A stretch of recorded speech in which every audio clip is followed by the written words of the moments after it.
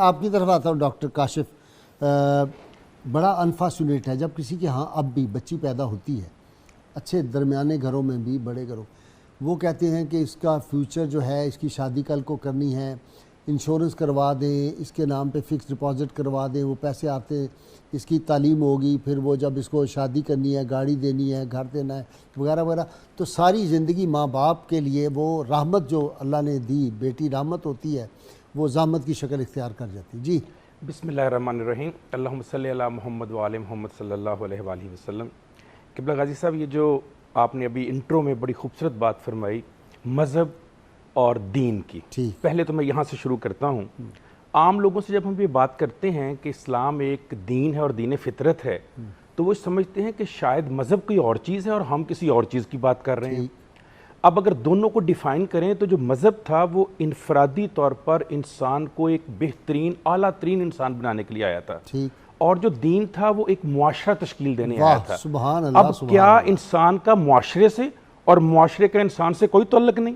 اگر تو نہیں تعلق، پھر تو مذہب کو آپ کہہ سکتے ہیں کہ یہ ذاتی معاملہ ہے، کیونکہ ایک ذات اکیلی ہو گئی، لیکن اس ایک ذات نے ایک معاشرے کو بھی تشکیل دینا ہے. اس لیے ان دونوں کو ملا کر، اور یہ پہلی دفعہ ہوا تھا کائنات میں، اس سے پہلے 50,000 سال کی تاریخ میں کبھی ایسا نہیں ہوا کہ کوئی انسان اور معاشرے دونوں کو ٹھیک کرنے کے لیے آیا ہو. یہ پہلا مذہب تھا. اچھا، اب آپ کا جو ٹاپک ہے وہ 3 بنیادی طور پہ حصوں میں ہے. سب سے پہلے شادی کی بات ہم کرتے ہیں، پھر رسومات کی، اور پھر ایج ڈیفرنس کی. جو شادی ہے وہ آئی کیوں، اس کی ضرورت کیوں پیش آئی، اور کیا اسلام سے پہلے بھی شادی ہوتی تھی؟ جیسے ابھی بہت اچھی بات کی پروفیسر صاحب ناصر صاحب نے کہ پہلے بھی رسومات تھیں، پہلے بھی شادیاں ہوتی تھیں، پہلے بھی معاشرہ چل رہا تھا. لیکن میں جدید نسل کو سمجھانے کے لیے بتا رہا ہوں کہ جیسے آپ کوئی کمپیوٹر بناتے ہیں، آپ ایک سافٹ ویئر بناتے ہیں، تو پھر آپ کہتے ہیں یہ نیا ورژن آ گیا، اور پھر آپ اینڈ پہ کہتے تھے آخری ورژن آ گیا، اس کے بعد تو کوئی آ نہیں سکتا. تو جتنے اس سے پہلے ورژن آئے تھے، جتنے اس سے پہلے مذاہب نے بات کی تھی، اس میں جہاں جہاں جو خامی، کمی، کوتاہی رہ گئی تھی معاشرے میں، اس تمام کو مکمل کرنے کے لیے اسلام نے شادی کا جو کنسیپٹ دیا تاکہ ایک مکمل پیکج سامنے آ جائے. یہی وجہ ہے کہ ابھی آپ نے فرمایا 25 سال کی عمر میں 40 سال اور 53 سال کی عمر میں 14-15 سال کی ایج میں شادی. اب یہ کیا بتانے کا مقصد تھا اور کیا ضرورت پیش آئی تھی؟ اس لیے کہ اگر کوئی احکامات دے دیتے، اگر کوئی بات کر دیتے، وہ مجھ پہ اور آپ پہ فرض ہو جاتا. آپ نے اس کو اپنے معمول کا، اپنی حیات کا، کر کے دکھا دیا، حصہ کر کے بتا دیا کہ چھوٹی عمر کی دونوں ہے زوجہ، اس کے ساتھ کیسا نبھایا جا سکتا ہے، بڑی عمر کی ہے کیسے نبھایا جا سکتا ہے، اور کامیابی کے ساتھ آئیڈیل لائف کیسی ہے. ابھی آپ نے بات کی بڑی اچھی کہ جب ہمارے ہاں بیٹی پیدا ہوتی ہے، دیکھیے ہم جس معاشرے میں رہتے ہیں، آپ ہی کی انٹرو میں بات آئی کہ رسومات جو آئی ہیں وہ ہمارا اس معاشرے سے تعامل ہے جن کے ساتھ 500 سال سے ہم رہ رہے ہیں. یہ جو کلچر تھا، اس کی جو انویژن ہوتی ہے، یہ جو ہندی مسلم تہذیب جس کو کہتی ہے ہماری موم بتی مافیا، یہ اس تہذیب کی وجہ سے ایک نئی چیز ابھار دی ان لوگوں نے. جبکہ حقیقت یہ تھی کہ ہم کبھی بھی اس تہذیب کے ساتھ مل کر یا جڑ کر چل ہی نہیں سکتے. ہمارا بنیادی اختلاف ہی تہذیب کے ساتھ تھا. اگر تہذیب وہی ہوتی، اگر کلچر وہی ہوتا تو الگ ہونا کی ضرورت کوئی نہیں. یہی کہا کہ ہمارا کھانا پینا، اٹھنا بیٹھنا، رسوم و رواج سب ان سے ہمارے سب مختلف ہیں، تو ہم الگ قوم ہے. تو یہ جو بیٹی کے پیدا ہونے کا تصور تھا، یہ عرب میں اسلام سے پہلے اور ہمارے ہاں ہندوستان میں آج کی تاریخ تک بھی موجود ہے. تو اس کا جو ہمارے ہاں ایک انٹرفیئرنس امپیکٹ ہے وہ ہمیں نظر آتا ہے.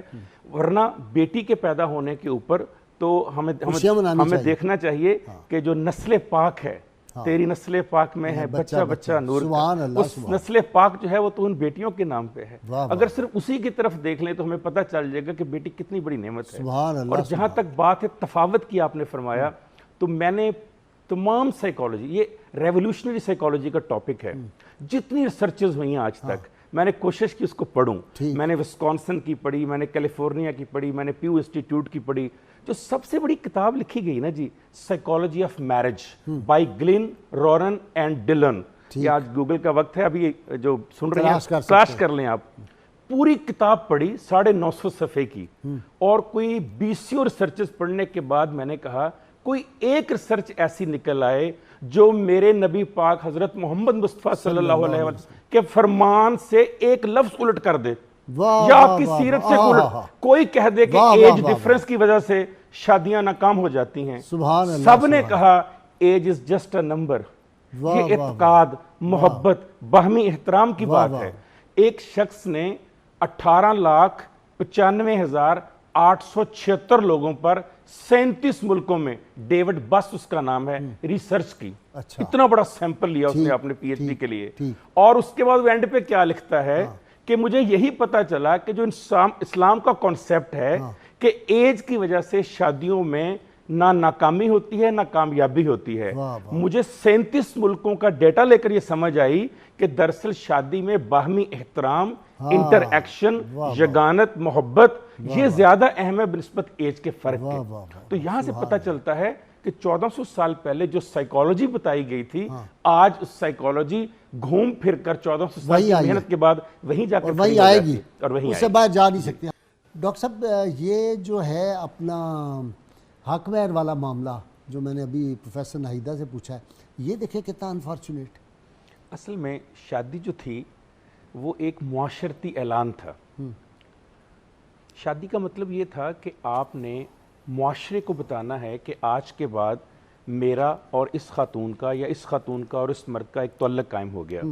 ہم نے دراصل شادی کو ایک کاروبار, ایک بزنس بنا دیا. ابھی جب آپ نے ایک حضرت ابو ہریرہ رضی اللہ تعالیٰ عنہ کے حوالے سے حدیث بیان کی کہ 4 چیزیں ہیں جب آپ شادی آپ نے کرنی, حسب نسب کی آپ نے بات کی, اور آپ نے اس میں کہا کہ دیکھا آپ نے ڈاکٹر کا اسلامی نالج کتنا زبردست ہے.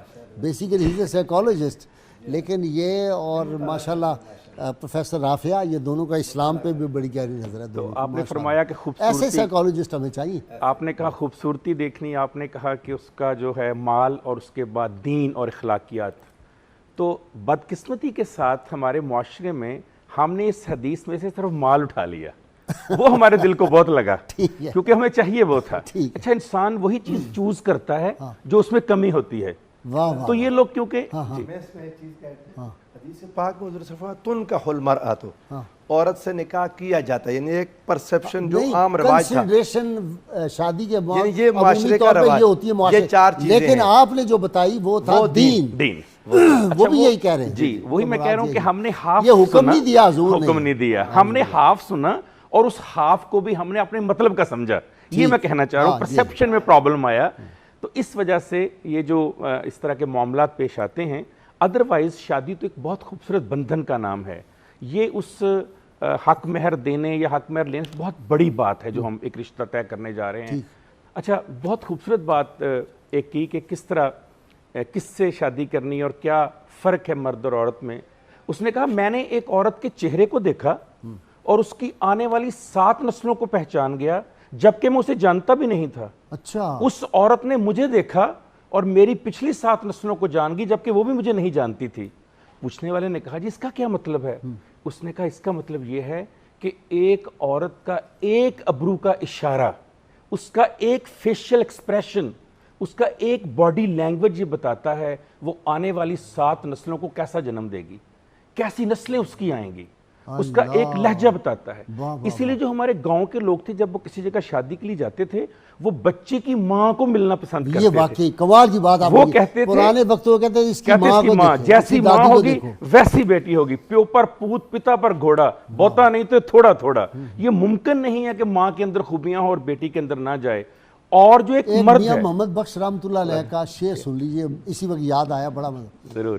ول, یہ جو شاخ ہوتی ہے, ول تمہیں دی کوڑی ہوندی, سنے پتراں سنے بیاں, جے جی دیکھتی ماں و محمد جی ہوتیاں. بس یہی میں کہہ رہا ہوں. اچھا, یہ جو مرد ہے, جیسے میں نے کہا کہ جو مرد ہے اس کا جو چہرہ ہے یا اس کا جو ایکسپریشن ہے, اس کا جو انداز ہے یا اس کا جو باڈی لینگویج ہے یا اس کا جو ابرو کا اشارہ ہے, وہ بتائے گا کہ میرا باپ دادا پردادا لکڑ دادا کیا تھا. یعنی ایک مرد جو ہے وہ جب ایک شادی کے بندھن میں, ایک معاشرے میں, ایک سماج میں کوئی عمل کرتا ہے تو دراصل وہ اپنی نسلوں کا پتہ دیتا ہے, وہ اپنا پتہ نہیں دیتا. مجھے ایک بڑا زبردست واقعہ یاد آیا. یہ میں کوٹ سٹریٹ کے پاس سے گزرا تو ایک بندہ اپنی گاڑی بیک کر رہا تھا, ایک بزرگ جو ہے نا وہ نیچے آنے لگے. میں نے بھاگ کے ان کو بچایا تو بزرگ سے کہنے لگے گاڑی والے سے کہ بیٹا میں بزرگ ہوں ذرا دیکھ لیتے. اس نے کہا چلو چل بابا. اچھا, وہ چپ کر گئے. اب انہوں نے دوبارہ صرف اتنا ہی کہا کہ بیٹا میں نے تو صرف اتنا کہا ہے کہ آپ ذرا دیکھ لیتے. تو اس کا بیٹا گاڑی سے اترا, اس بندے کا, کہتا تینوں سمجھ نہیں آئی کی تینوں کیا. بابے نے سب بڑی خوبصورت بات کی. وہ گاڑی کے پاس آیا میرا ہاتھ پکڑ کے اور اس کے والد سے کہنے لگا پتر باقی تو پتہ نہیں, پتر ہے تیرا ہی ہے, کنفرم ہو گئی گل, جتنے تم بدتمیز ہو اتنا ہی تمہارا بیٹا بدتمیز ہے. تو نسلوں کا پتہ دیتا ہے. تو جو لوگ یہ پیسے مانگتے ہیں, حق مہر کھاتے ہیں, 2 نمبریاں کرتے ہیں, یہ کسی اور کے خلاف کچھ نہیں کر رہے, اپنی نسلوں کا پتہ دیتے ہیں.